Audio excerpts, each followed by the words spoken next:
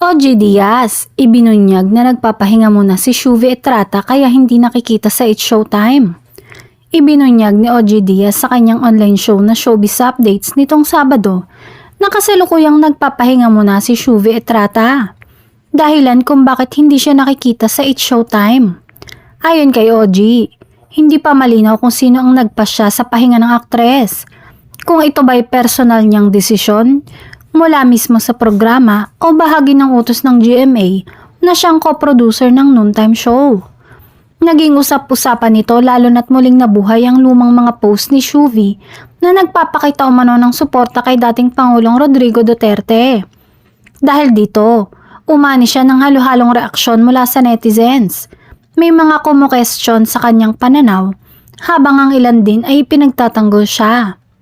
Samantala, tumindig si GMA Executive Annette Gozon Valdez upang ipagtanggol ang aktres. Aniya, hindi raw si Shuvi isang diehard supporter ng kahit sinong politiko at hindi dapat basta husgahan ng kanyang personalidad batay sa lumang mga post sa social media. Dahil dito, mas lalo lamang naging palaisipan kung ang pagkawala ni Shuvi sa It's Showtime ay simpleng pansamantalang pahinga o kung may mas malalim pang dahilan sa likod nito.